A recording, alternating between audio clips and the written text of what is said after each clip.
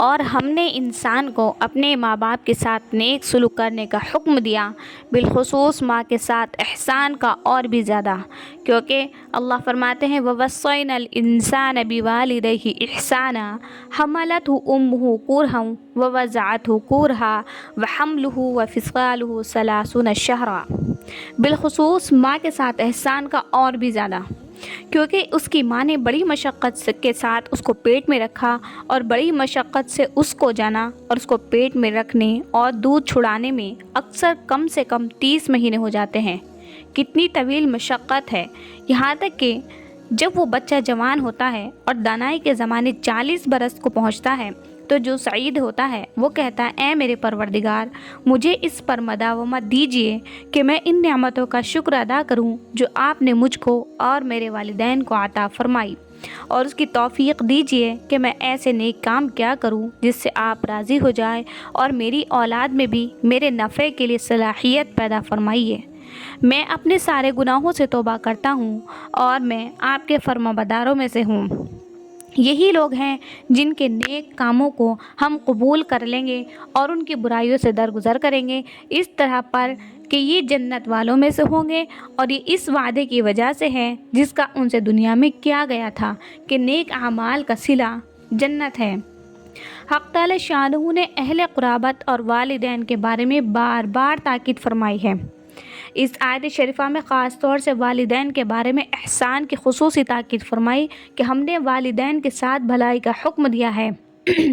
کہ ہم نے والدین کے ساتھ بھلائی کا حکم دیا 3 جگہ قرآن پاک میں وارد ہے۔ پہلی جگہ سورہ عنکبوت آیت نمبر 1 میں، پھر سورہ لقمان آیت نمبر 2 میں، پھر تیسری مرتبہ یہاں، جس سے بہت زیادہ تاکید معلوم ہوتی ہے۔ صاحب خازن رضی اللہ عنہ نے لکھا ہے کہ یہ آیت شریفہ حضرت ابوبکر صدیق رضی اللہ عنہ کی شان میں نازل ہوئی کہ ابتدا ان کی رفاقت حضور صلی اللہ علیہ وسلم کے ساتھ شام کے سفر میں ہوئی تھی، جبکہ ان کی عمر 18 سال کی تھی اور حضور صلی اللہ علیہ وسلم کی عمر 20 سال کی تھی۔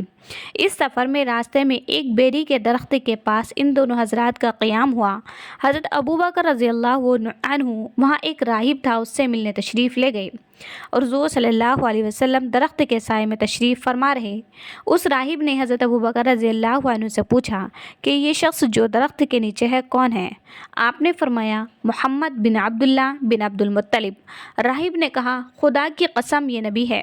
حضرت عیسیٰ علیہ نبینا علیہ الصلوۃ والسلام کے بعد سے اس درخت کے نیچے کوئی نہیں بیٹھا، یہی نبی آخر الزماں ہیں۔ جب حضور صلی اللہ علیہ وسلم کی عمر شریف 40 سال کی ہوئی اور آپ کو نبوت ملی تو حضرت ابوبکر رضی اللہ عنہ مسلمان ہوئے، اور 2 برس بعد جب آپ کی عمر شریف 40 سال کی ہوئی تو یہ دعا کی رب اوزعنی کہ مجھے توفیق دیجیے کہ میں اس نعمت کا شکر ادا کروں جو مجھ پر اور میرے والدین پر ہوئی۔ حضرت حسن رضی اللہ عنہ سے کسی نے پوچھا کہ والدین کے ساتھ نیکی کرنے کا کیا مقدار ہے؟ انہوں نے فرمایا کہ جو کچھ تیری ملک میں ہے ان پر خرچ کرے، اور جو وہ حکم کرے اس کی اطاعت کرے، بجز اس کے کہ وہ کسی گناہ کا حکم کرے اس میں اطاعت نہیں ہے۔ یہ تھی اسلام کی تعلیم، مسلمانوں کا عمل کہ مشرک والدین اگر اولاد کو مشرک بنانے کی کوشش کریں تب بھی ان کے ساتھ بھلائی کا حکم ہے، البتہ شرک کرنے میں ان کی اطاعت اور فرمانبرداری نہیں ہے، اس لیے کہ یہ خالق کا حق ہے، اور والدین کا حق خواہ کتنا ہی کیوں نہ ہو مالک کے حق کے مقابلے میں کسی کا حق نہیں ہے۔ لا طاعت المخلوق فی معصیت الخالق، خالق کی نافرمانی میں مخلوق کی کوئی اطاعت نہیں، لیکن ان کے اس حکم اور اولاد کے مشرک بنانے کی کوشش پر بھی ان کے ساتھ احسان کا، بھلائی کا حکم ہے۔ ایک اور حدیث میں سورہ لقمان والی آیت کے متعلق وارد ہوا ہے کہ یہ حضرت سعد رضی اللہ عنہ کے واقعے میں نازل ہوئی۔ اس حدیث میں ہے کہ حضرت سعد رضی اللہ عنہ فرماتے ہیں کہ میں اپنی والدہ کے ساتھ بہت سلوک کیا کرتا تھا، جب میں مسلمان ہوا تو میری والدہ نے کہا، سعد یہ کیا کیا، یا تو اس دین کو چھوڑ دے ورنہ میں کھانا پینا چھوڑ دوں گی یہاں تک کہ میں مر جاؤں، ہمیشہ تیرے لیے یہ تان کی چیز رہے گی، لوگ تجھے اپنی ماں کا قاتل کہیں گے۔ میں نے اس سے کہا کہ ایسا نہ کر، میں اپنا دین تو چھوڑ نہیں سکتا۔ اس نے ایک دن بالکل نہ کھایا نہ پیا، دوسرے دن بھی اسی حال میں گزر گیا تو میں نے ان سے کہا کہ اگر تمہاری 100 جانیں ہوں اور ایک ایک کر کے سب ختم ہو جائیں تب بھی دین تو چھوڑ نہیں سکتا۔ جب اس نے یہ پختگی دیکھی تو کھانا پینا شروع کر دیا۔ فقیہ ابو اللیث رحمۃ اللہ علیہ فرماتے ہیں کہ اگر حق تعالی شانہ